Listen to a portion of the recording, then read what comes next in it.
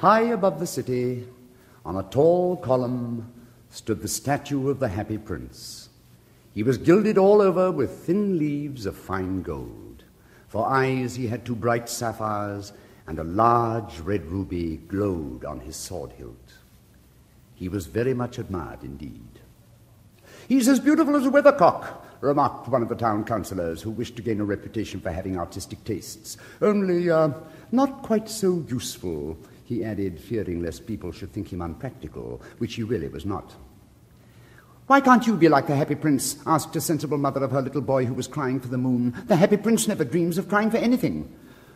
"Oh, I'm glad there is someone in the world who is quite happy," muttered the disappointed man as he gazed at the wonderful statue.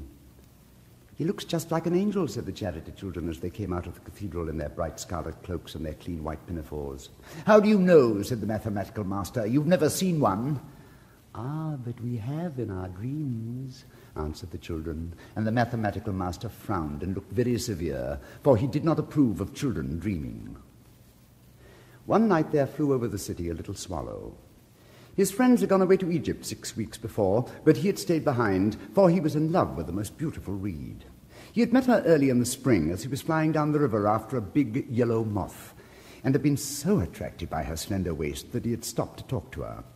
"Shall I love you?" said the swallow, who liked to come to the point at once, and the reed made him a low bow. So he flew round and round her, touching the water with his wings and making silver ripples. This was his courtship, and it lasted all through the summer. "It's a ridiculous attachment," twittered the other swallows. "She has no money and far too many relations." And indeed, the river was quite full of reeds. Then when the autumn came, they all flew away. After they had gone, he felt lonely and began to tire of his lady love. "She has no conversation," he said, "and I'm afraid that she's a coquette, for she's always flirting with the wind." And certainly whenever the wind blew, the reed made the most graceful curtsies. "I admit that she's domestic," he continued, "but I love travelling, and my wife consequently should love travelling also. Will you come away with me?" he said finally to her. But the reed shook her head. She was so attached to her home. "You've been trifling with me," he cried. "I'm off to the pyramids. Goodbye." And he flew away. All day long he flew, and at night he arrived at the city. "Where shall I put up?" he said. "I hope the town has made preparations." Then he saw the statue on the tall column. "I will put up there," he cried. "It's a fine position with plenty of fresh air." So he alighted just between the feet of the Happy Prince. "I have a golden bedroom," he said softly to himself as he looked round, and he prepared to go to sleep. But just as he was putting his head under his wing, a large drop of water fell on him. "What a curious thing," he cried. "There's not a single cloud in the sky, and the stars are quite clear and bright, and yet it's raining. The climate in the north of Europe is really dreadful. The reed used to like the rain.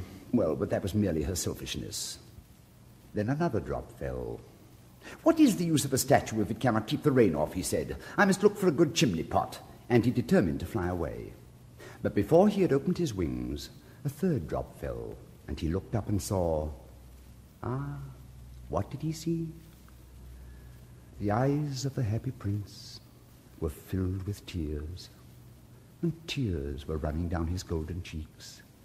His face was so beautiful in the moonlight that the little swallow was filled with pity. "Who are you?" he said. "I am the Happy Prince."